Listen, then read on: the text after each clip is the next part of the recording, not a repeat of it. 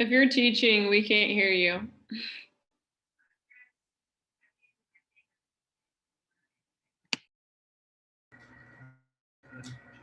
There we go. Okay, like I was saying, the form's title is for it's the 1 to 4 family resale contract. The intended use is for resale homes and not condominiums. But again, not new builder homes. They have their own form for that. Possible notice of non-intended use is right under that heading where it says notice not for condominium transactions. And the date track is that upper right-hand corner of all the promulgated forms. All right, so 1 to 4 family residential contract. Paragraph 1 is going to be the parties. So again, if you have the supplements, whatever, it's going to be on page 2, but it's in addition to the names, the licensee will need to furnish marital status, and the legal entities will need to be identified. So if you want to go over to the contract real quick again. I guess that's going to be a long time.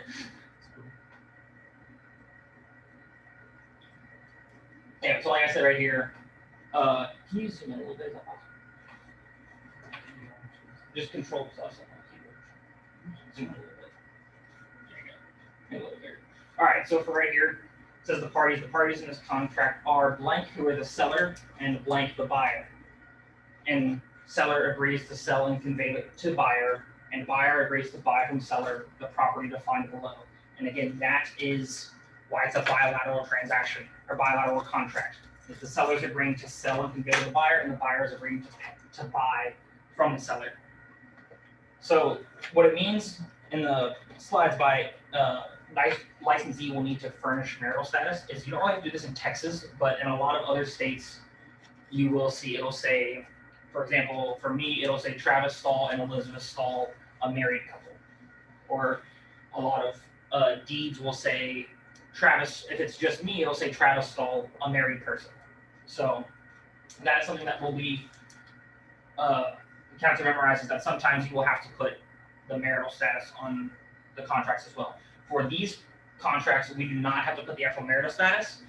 Like, for example, for my house, it would just have to be Travis Stahl and Elizabeth Stahl. That would be the only situation with that. Another big thing is you have to make sure you spell the parties correctly.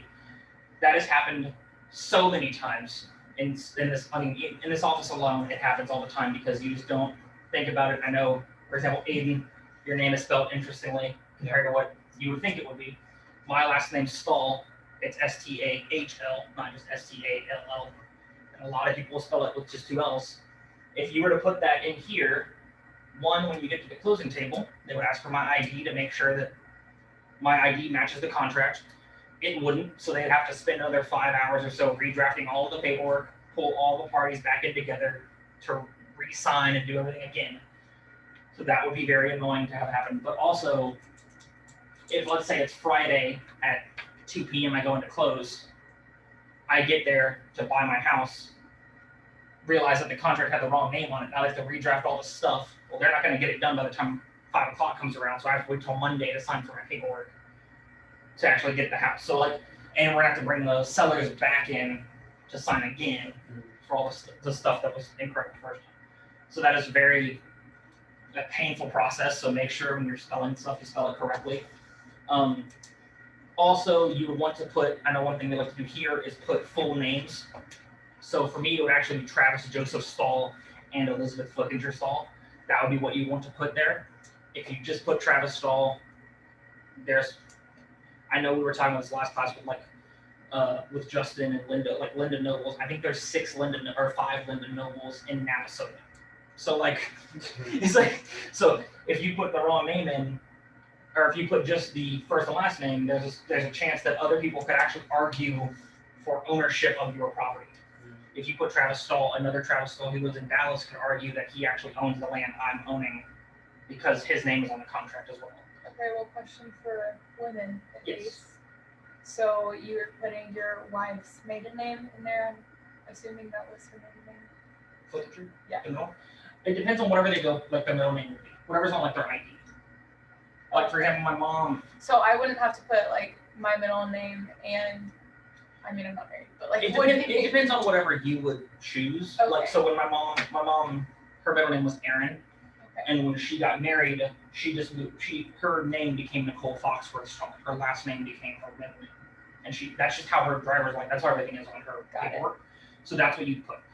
what we would do often in these situations is just, hey, can you send me a picture of your ID? Make sure it has your legal name on it, and I'll just whatever's on their ID, I click here, just to make sure. And actually, if you click on seller, but if you click on the blank, just whatever blank. One good thing that Zip Forms does is it actually allows you to put the full name of the first buyer, full name of the second buyer, or whatever. So you can actually put two people separately, and that way you don't get a situation where, you know, if I put Travis and Elizabeth Stahl, that's not correct. That's not, my legal name is not Travis and Elizabeth Stahl. Like, it's just Travis Joseph Stahl. So this way you can put both. If it's a married couple or whoever, you can put both owners. And then again, if you are putting a company name, on the slides it says legal entities. If you're putting like a company name, you have to basically put whatever. There is basically a birth certificate for a company when you form a company. You have to put whatever they put in that sort of starting form. For example, here at Nobles Realty Group, it is Nobles Realty Group LLC. So you would have to put Nobles Realty Group LLC. You can't just put Nobles Realty Group. If you just put Nobles Realty Group and just leave it like that, it is incorrect. Whereas if you put Nobles Realty Group, comma, LLC, period, that is how it is found on all the forms. That is the correct writing, I guess, or for this company. Which can be annoying because there was a possibility that, for example, when Justin started this, he could have put Nobles Realty Group, a Texas limited liability company, which would make it that in any situation we write the whole company name, we have to write that whole thing in. Glad he didn't. This is a lot easier. But you will find situations where people will just put Nobles Realty Group and think that's fine. That's actually, there is no owner by that name. So you just have to go with whatever the previous deed says too. So even if he's called it Nobles Realty Group LLC, but when he bought the property, he just put Nobles Realty Group, well, that is technically the owner, so you have to put that for the seller. It's just Nobles Realty Group. Yeah, whatever is on the deed that owns the property when you're selling it, that's what you have to put in. But you want to make sure you try to keep that as consistent as possible. Put in the best stuff every time.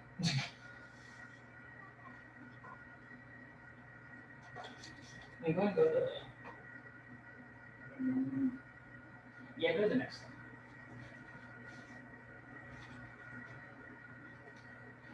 All right, for paragraph 2 of the 1 to 4 family residential contract, it is about the property. So the property is for a valid contract. It is necessary to have a valid legal description. And again, if y'all remember from last time, that is not an address.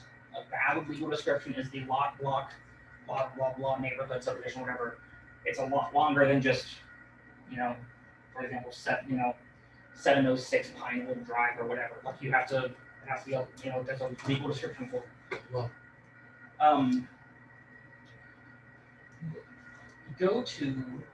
Go back to the contract real quick, and let me pull up the cat.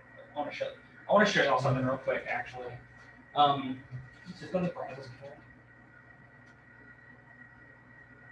So here would be the Brazos County Appraisal District. So from here, this is how we basically find all of our, all the properties and who owns them and whatnot from place to place. So you can just go to whatever county you're in. So for here it's Brazos, go to the property search tab, and then,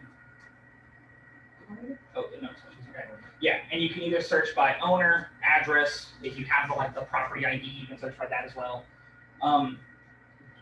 Just type in 701 Cherry, yeah.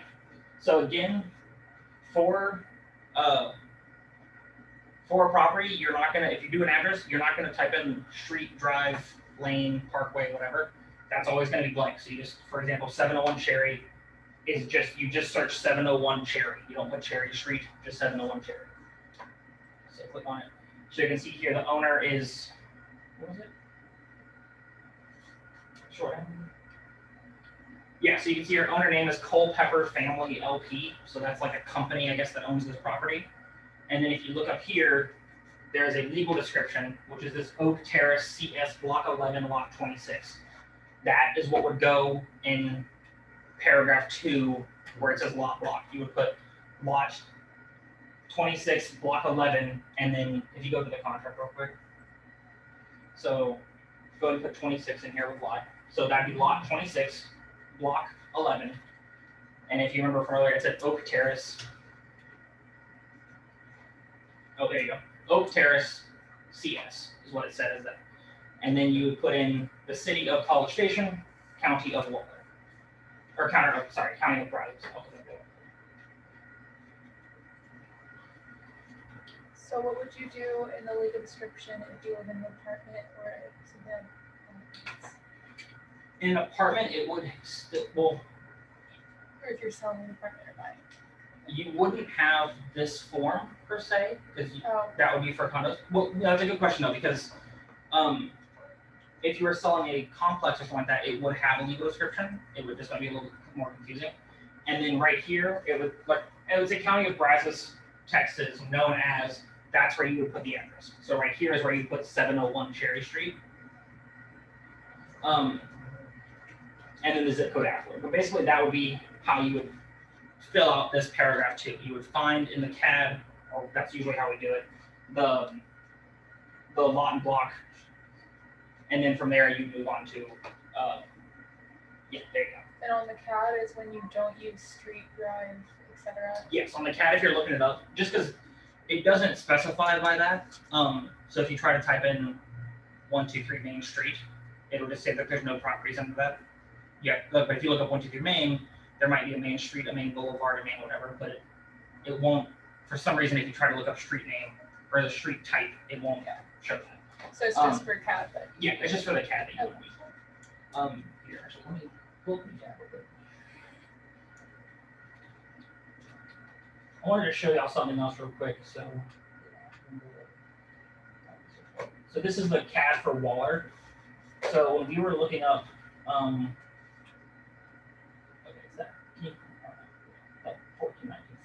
So when we were looking up stuff after we were going through all the rental properties my dad had. Oh, a few details, yeah. So this is one of the properties that he owns is in Waller. If you look at the legal description for here, it's a lot more confusing. College Edition, first amending plot, lot 5 acre .3352 FNA Waller County Edition, block 16, lot 5-6, and north 13.9 feet of 3 and 4. It's very confusing. So in this situation, what you could do when you're trying to fill out, because again, you have like plat lot 5, but there's no real block, but then it says block this plus the lots of the other things or whatever. What you would do in that situation is in the contract, you would put lot NA, block NA, and then either you could put the whole thing in that subdivision if you wanted to. The best use for that would be put NA, and then just put C paragraph 11 dash special provisions. And then in special provisions, you would just copy and paste that too. And that's how you would get it something, because there are, for land, and especially land, they don't really have a lot in block. So you can find land that has like 3 pages of a legal description. It's very annoying. This is annoying, but I've seen it where this is 2 paragraphs long before. So you could put, if it's something like this, just put C special provisions or C paragraph 11 and refer to that. And then also, if you go to the contract, it has, yeah, it says known as address and zip code, or as described in an attached exhibit. You can attach a form that specifically is just the legal description if it is like a page and a half long. So that would very rarely happen.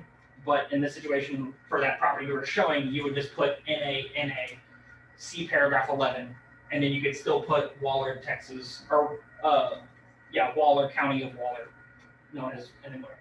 If it said 1419 Forest Street. So you could still put in the rest of it, but as far as the legal description, it's too much. So you can just put C paragraph 11 in that situation. All right, go ahead and go to the next. Actually, yeah, go back to the second. Okay, so paragraph 2B and C describe what is to remain with the property. So if you notice on paragraph 1, when we read it, it said seller agrees to sell and convey to buyer, and buyer agrees to buy from seller the property defined below. Now, paragraph 2 is basically specifying what that property is. So if you open up the thing again, yeah, the contract. So if you look through, like paragraph B, so paragraph A, or not paragraph A, but section A of paragraph 2 is the land. That's where you get the lot, the legal description, the address, all that sort of stuff. B is the improvements upon that land. So it's the house, the garage, all of their fixtures and improvements attached to this above described real property, including without limitation, permanently installed and built-in items. That is very key. Permanently, that's why it's in bold, permanently installed and built in, if any. Equipment and appliances, valances, screens, shutters, awnings, wall-to-wall carpeting, mirrors, ceiling fans, attic fans, all that sort of stuff.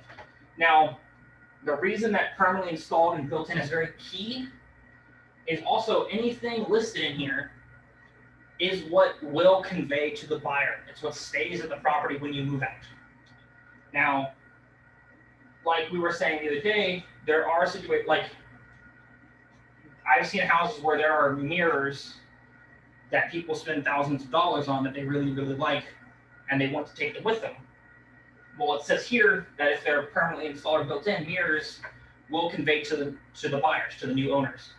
So you will see situations in here where people will almost want stuff that will be transferred over. And if you've noticed in all of this stuff, refrigerators are not included anywhere in here. There is not refrigerators. There are stoves, there are a bunch of other stuff, but there are not refrigerators.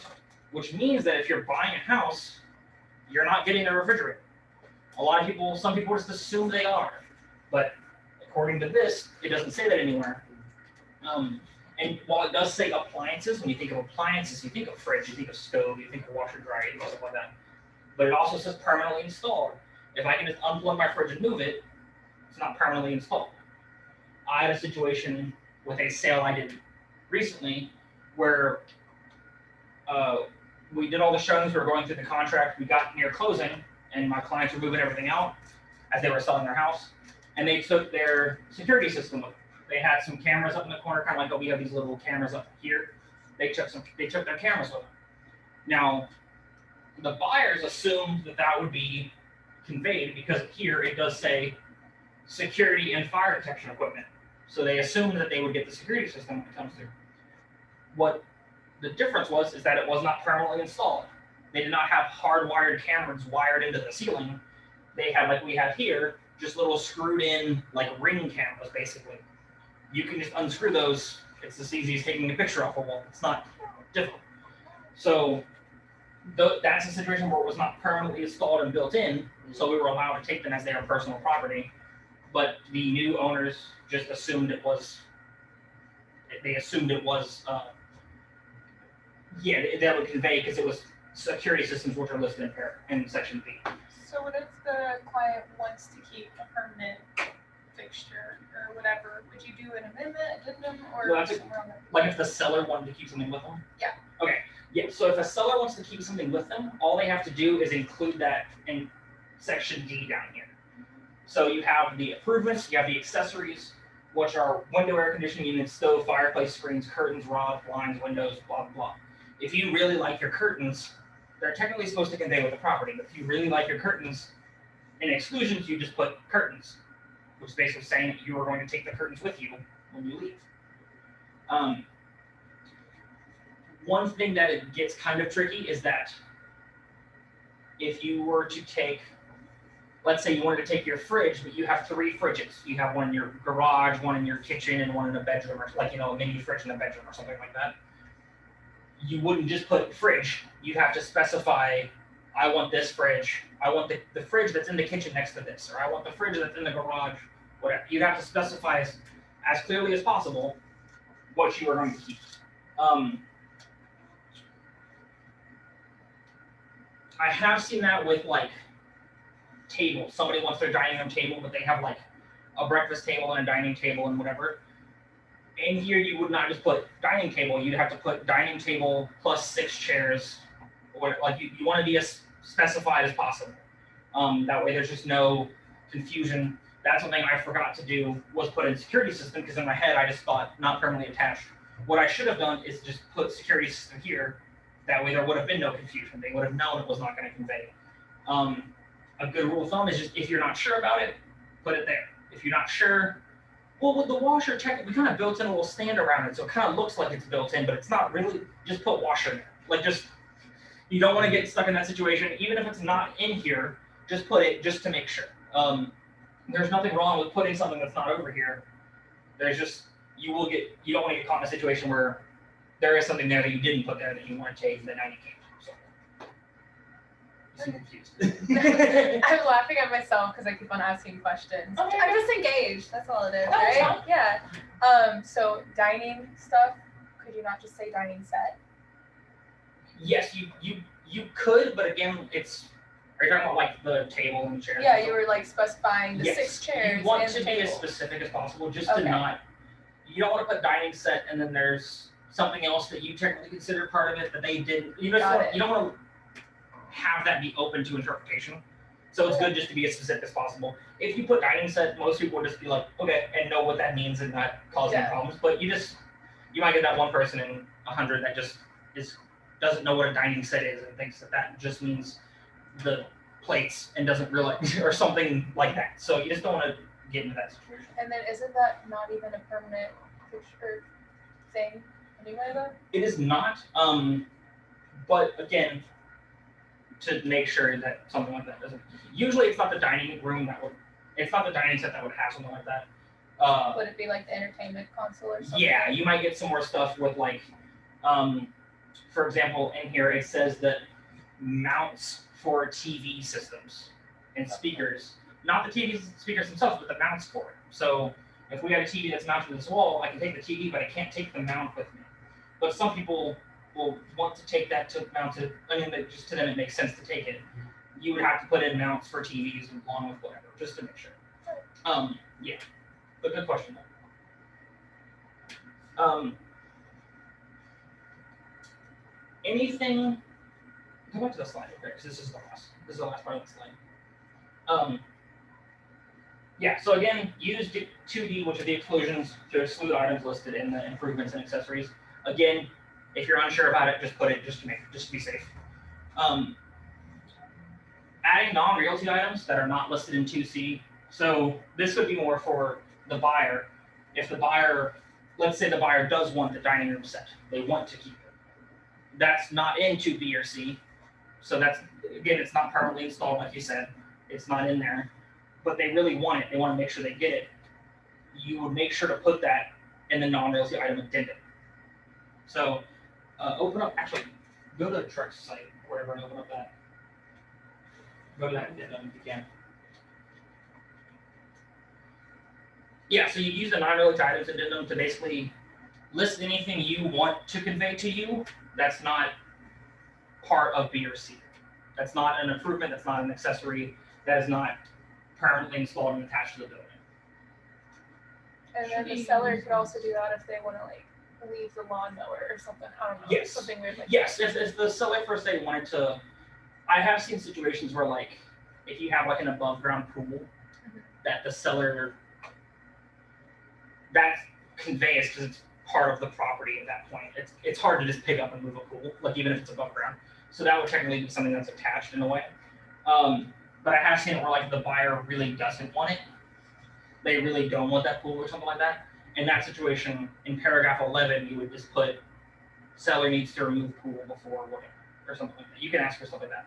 But yeah, if they were going to leave their mower or whatever, you could just offer that like, hey, we're not going to take them and see if they want them or not. If they don't want them, it'd be best just to sell it or whatever. But you can leave stuff that's not included in there. That's not usually a problem as long as you're not leaving like all my stuff's still here. Like as long as you didn't take it. You take them. If you left a mower or whatever, just ask the person. That's probably okay. Usually you don't have to have an addendum for that. That's something that would just be more of a conversation to kind of figure out if they want it, cool. If they don't, well, you want me to sell it? You want me to leave it here? And y'all can sell it. You can kind of figure that out with them. Yeah, so here's the non-realty items addendum. A really interesting part about this addendum is if you look up here, approved by the Texas Real Estate Commission, it is not promulgated. I know that seems weird. It is for voluntary use. It is not a promulgated form that is used for every transaction. So there are some addendums that are promulgated. This is not one of them. It is approved by the commission for use, so therefore we are allowed to use it. But if you remember, the broker lawyer committee would draft forms and then they get promulgated by TREC. TREC has not promulgated this, but they have approved the use of it. I don't really know why, but but that's how this was. That's what happened here, basically.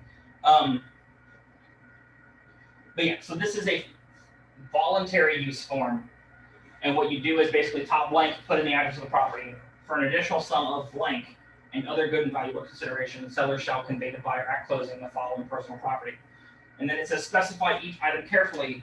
That is again where you'd want to make sure you put in dining room table and the 6 chairs. As to not to put dining set, and then they take 5 of the chairs, and they're like, "Well, I didn't know that you wanted a whole like." Just to make sure you clear up any confusion there.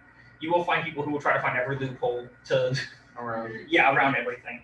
I want the fridge in the garage, and they're like, "Well, this was the fridge that was in the garage, so we moved that. Well, this one's in there now, so we left that one for whatever." This way, I want the blue fridge that's here that looks like that. Whatever. You want to be as specific as possible, just to clear any of that up.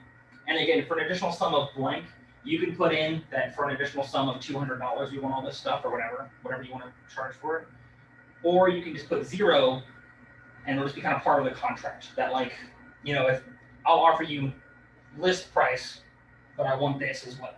So you technically are getting a better contract offer, but they want my lawnmower or something like that. So you can put this blank can be 0 basically.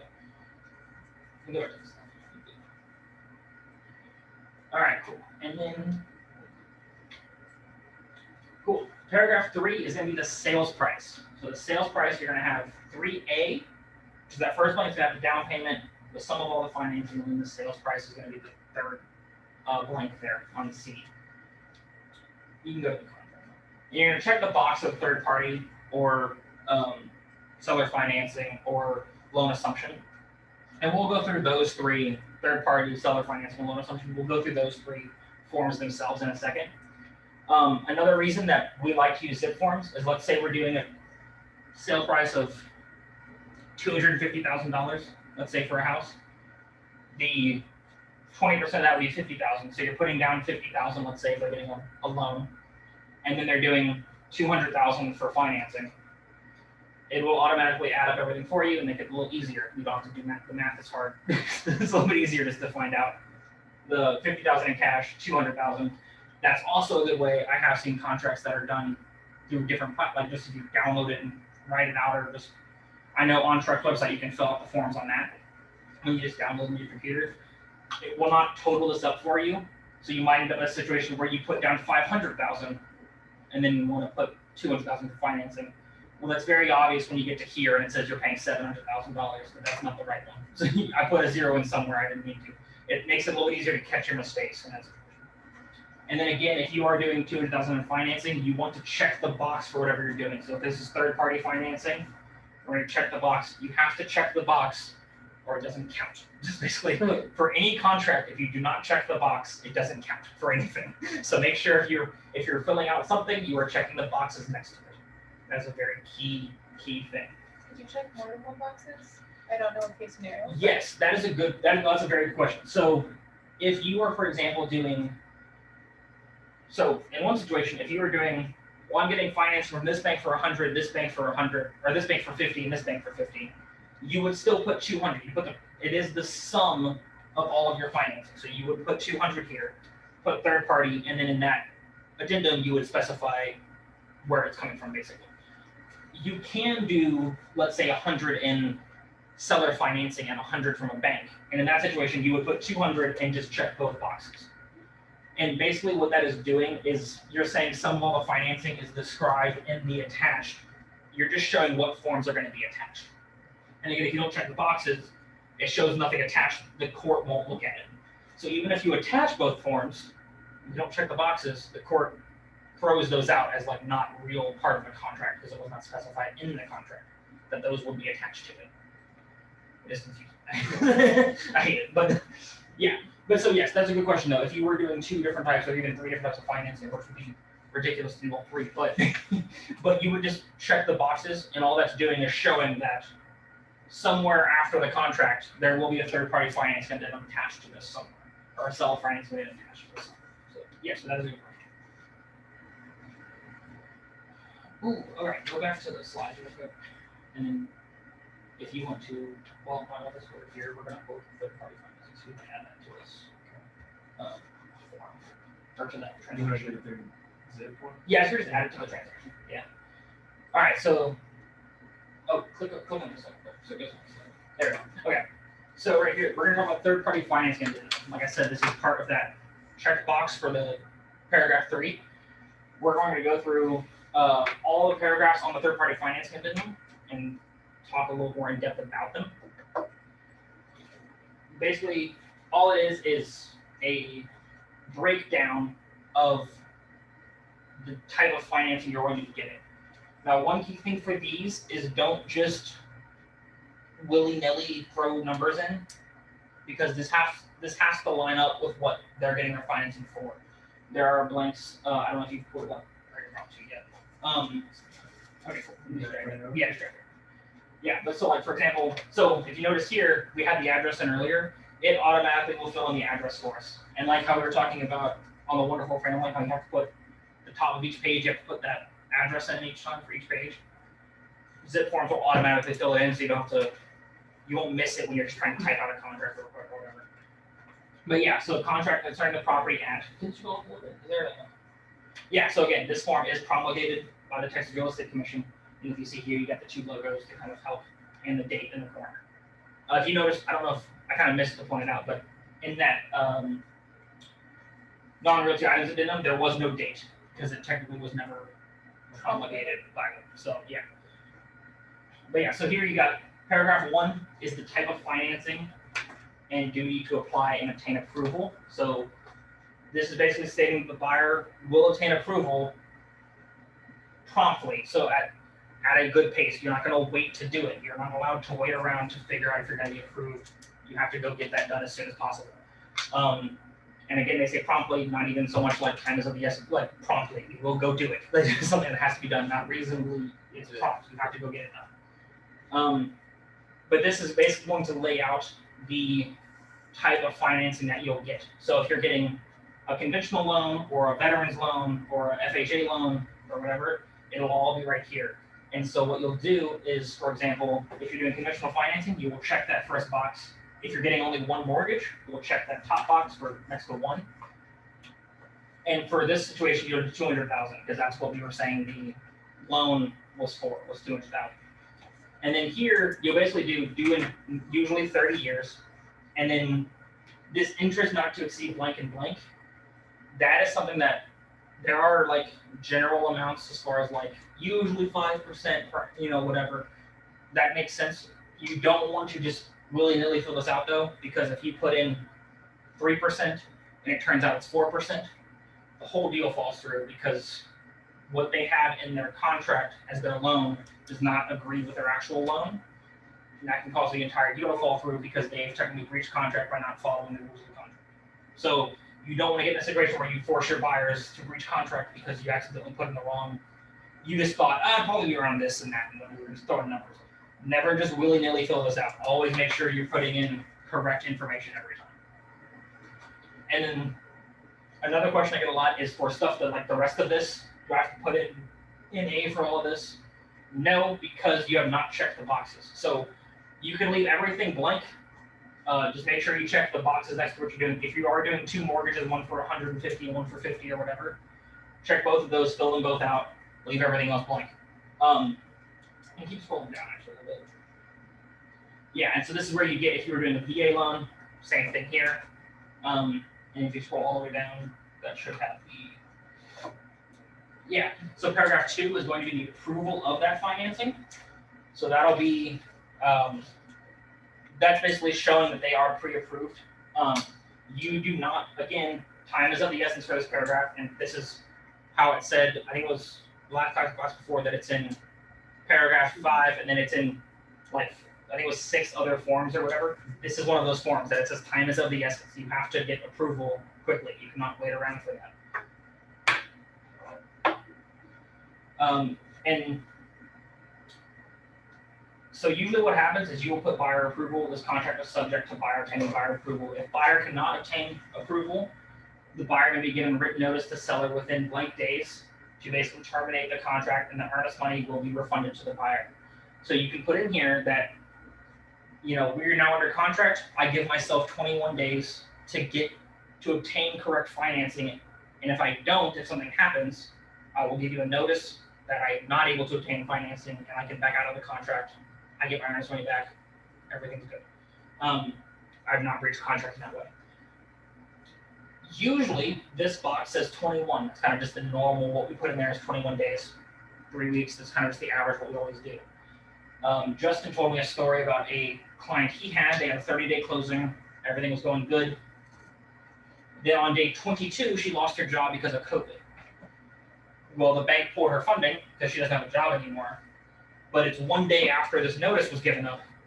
So she can't back out of the contract because she technically breached contract, because at that point you were locked in to buy that house after whatever you state here.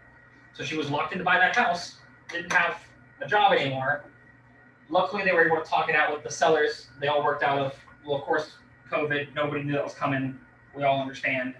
They let her back out. I think they kept the earnest money maybe or something like that. But either way, that could be a situation where, again, if that happens and it's day 22, you can possibly be sued for a specific performance and have to buy the house anyway, which you can't do because you have no money. Then you get a judgment against you.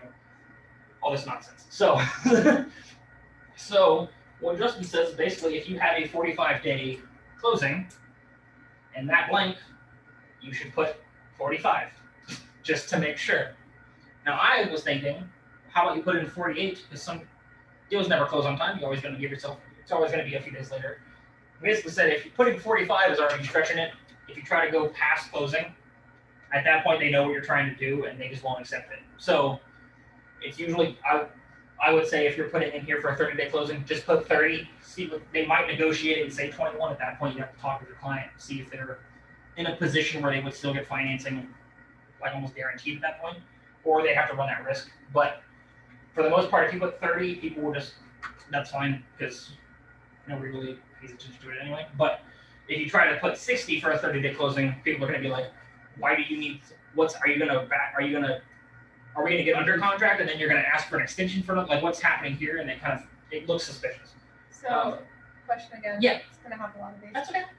If I was working with an agent and I saw them put 48 in, I was like, I see what you're doing here. Am I allowed to tell my clients, hey, y'all don't want to let them do that? Or is that legal advice?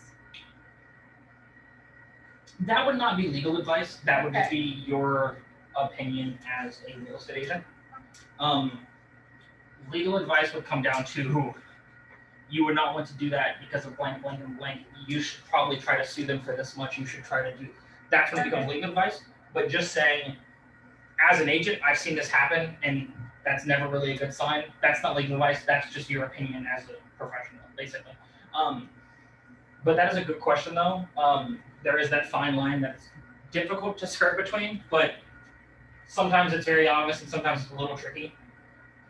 But yeah, if you see that these very long, there's almost, 48 I was thinking because, again, you probably will have something come up that you only do extend closing for a little bit or whatever. I've done like 3. I think I've done maybe 2 deals ever that have closed on time, like the date we set in the contract the first time. You're always going to have to ask for an extension. But if you're preparing for that before you even get the contract signed, that seems suspicious that do you not expect to get financing? Is that what you're asking for? Like, it's something like that. So I would say just put 30 if it's a 30-day closing and just see if they accept that, cool, just leave it. If they don't, I'd say talk with your client and see if they're able to, if they have a steady job and they know they're not going to get fired in the next 20 days, then you're probably okay with it. But just make sure. Yeah. But yeah, I would say honestly, biggest thing about any of these forms is check the boxes. That's the biggest thing with all of these is check the boxes. It would suck to not. So. Good. All right. The loan assumption addendum. So this is going to be, this is what would happen if you have a client who does not want to get their own mortgage or who can't possibly, but would just rather take on the mortgage of the seller. If the seller had a very, very, very good interest rate because they got the house at a good time for them, there was great interest rates, all that stuff when they got the house. It's been 10 years. They still have 20 years to go on their mortgage, but their interest rate is fantastic, and the buyer wanted to get that instead, as opposed to doing a third-party financing and getting their mortgage from a bank. Basically, what happened in that situation?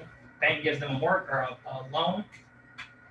They pay the full price at closing, so they would pay the $300,000, let's say, or $250 in this situation, $250.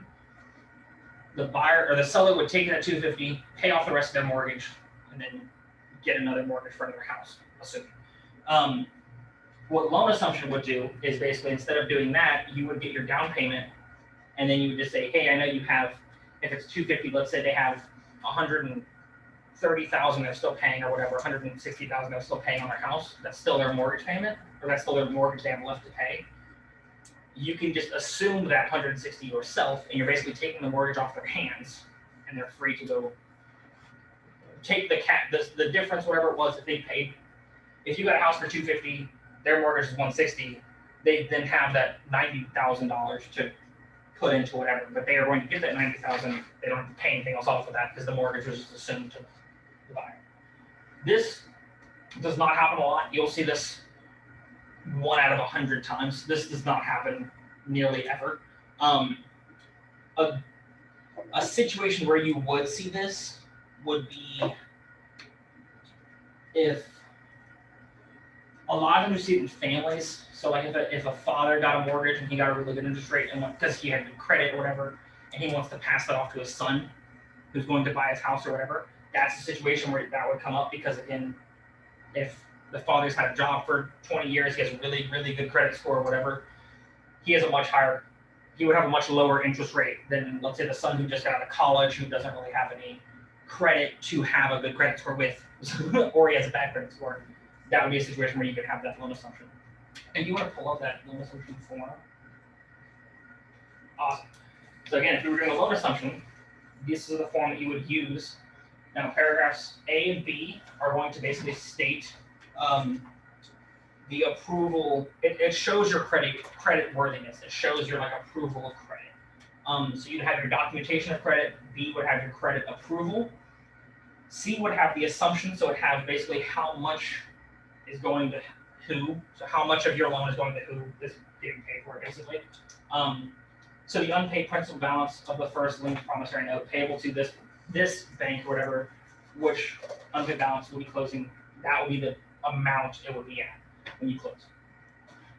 And then the D would be the assumption terms.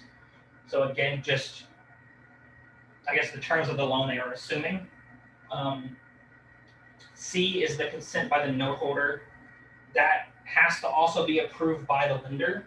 So that's another key thing here is that if you have a lender that gave you a loan, you cannot just always assume that to somebody else because the lender might deny that assumption. If that person has an awful credit score, the lender might not like that you're trying to pass off your loan to somebody who probably won't pay it back. So that's a situation where it has to be consent by the person who's holding the note. So the lender or the bank or whatever, they would have to consent to this. And then F is the seller's liens. So that is just basically unless the seller is released from liability on any assumed note, a vendor's lien and deed of trust to secure assumption will be required. So if they have not been released from their liability, they will have a deed of trust will secure the assumption. I think that is it for that.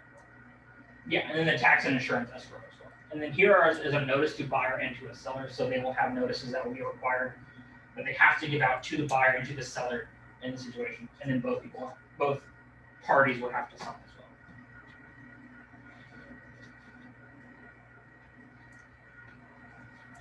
Can you text? You can change. All right, here's the seller financing condition. So basically, this would be if the seller is doing his own financing for the seller is doing his own financing instead of the buyer getting a mortgage from a bank. The buyer is getting a mortgage basically from the seller, or getting a loan. Sorry, not a mortgage, a loan. Instead of getting a loan from a bank, they're getting a loan from a seller. So this, I've seen this happen a couple times. I just had a contract recently that actually was going under with seller financing because the buyer just got, I guess it was the buyer and his wife. The wife was a practicing doctor and just started her own practice. So she just bought her own company and started her own practice. What the problem with that though is that she technically became self-employed. And so the banks would not give her a loan for 2 years until she shows that as a self-employed person, not an employed person, she can stay, like she can have her own financing and everything. So that is a situation where this could be confusing. And that's when this would be necessary, but it does happen that you would get situations where, since they couldn't get a loan from a bank, they would have to get the loan from the seller in that situation. I was going to have the seller financing loan assumption, just some clarification on sort of when they get the right to terminate loans and stuff for seller financing. In regards to when can a seller terminate? Yes. Well, I mean, in seller financing, if they don't fulfill their duty, they don't do the loan, they don't go through the terms of the loan, then what ends up happening is, actually, look this way. If you don't end up, gotta remember everybody's this way. Yeah. If you do not end up in a situation that, say for example, McKenna, I cannot get a loan because I have bad credit. So you say, you know what, Justin, I'll let you buy my land from me, okay? But I'm gonna charge you 7% interest. If I don't pay you as the terms agreed to, then what ends up happening is I have breached the contract. You can then terminate the loan because I failed to fulfill my duties, and then you end up in that situation. You would get your money. You keep all the money and keep the land as well. Make sense? Oh. So pretty much in that situation it's in the seller's favor, not in the buyer's favor. If you see what I'm saying, because when you're the buyer, you're basically, you got bad credit, so you're at risk. So it shouldn't be the seller that gets in trouble. It should be the buyer, because the buyer is taking that risk, if that makes sense. And if I'm correct, as a real estate agent, we should never fill out that form. That is not ours. Unless, like, we can fill it in, but it always, you want to get a attorney to review it. Just have an attorney. We don't fix the numbers. No. No. You don't want to get into that ballpark. Yeah. Make sense? Yeah. Anything else? Right. You good? Same. Keep going. Yeah, so that's one thing I was going to say too about the seller financing is you can get into a situation of, like he was saying, if you have bad credit, that's why it's beneficial to the seller and not to the buyer. But that is also why, as a real estate agent, we would never fill out these forms, because one thing that's different with seller financing is they can pick their own terms. So with a bank, they kind of have not like set interest rates, but they have kind of a formula to find out interest rates. In a lower economy, interest rates will change up and down with the economy. With seller financing, they can just throw out 12% and just have it. They can just throw out 10 and just let it be. They don't really have to pick. They don't have to go with the economy. They can just pick whatever financing they feel like. Now, the reason we would never fill out this form is because there is a usury laws, which basically would. Can you put the seller financing? We have that. Okay, cool. So basically, there are usury laws which state that we cannot, or that you cannot get a loan for like 50% interest. Like that is not a thing that is allowed legally. So what this happens, or one reason that we would not fill it out is that as a real estate agent, you don't want to. I think it's in paragraph C. If you want to scroll down a little bit. But for the terms or the promissory note, if you put included in paragraph 3B, blah blah blah, at an interest rate at the rate of 30% or whatever, you just throw in a number that you want to do. That can go through. People can sign that, and that can be allowed. But according to the usury laws, that is not legally allowable. There are certain, you can't go above a certain interest rate. I don't know what the number is off the top of my head, but I think it's like 12 or something like that. But like you can't go above I wanted to say 12 or 15. That's what I was thinking, 12 or 15 or something like that. But basically, you cannot go above that interest rate. And so if you do this, this is basically guaranteeing that the buyer will be in debt forever. That's kind of how that works. There's no way of getting out of a 30% interest rate. You're just going to be paying forever. But so what that does is it stops people from scamming people, because some people don't know what interest rate is. they see 30% and think, that's less than half, that sounds good, and don't really realize what an interest rate does.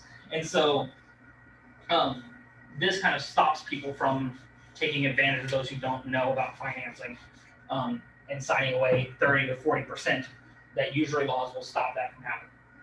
So that is why we never do it. You always have an attorney run it by to make sure that is allowable. What I would say is I will never fill in these blanks. If the seller wants to do it, I will send it to them and let them fill in the blanks. They can talk to an attorney or whatever. But I'm not going to be. That's the only situation that I will openly invite an attorney to come in and I will pay them. Please don't get me in trouble for this. This is not on me. If anybody's going to fill this in, it's the seller. If they want to fill it in, cool. That's on them. But I would advise getting an attorney to do that as well. That is not something I'm not going to fill in those blanks, basically. Oh, and then, do I have the slide up there? Yeah. Cool. So the addendum for release of liability on an assumed loan and or the restoration of a seller's VA entitlement. So a seller or a veteran can get a VA loan. Sure. I'll do a Q&A session afterwards. You can ask questions. Because I'm I'm in a weird spot where there's no other thing to go over really. But so what about homeless people and squatters law? Oh God. Answer this now. Please send it you back. Sorry, why we were talking about this yesterday. The whole squatters law, homeless people, the Q&A session. All right, so yeah, so this is the situation where a veteran is the seller. That was a good question. And this is not just for sellers or veterans.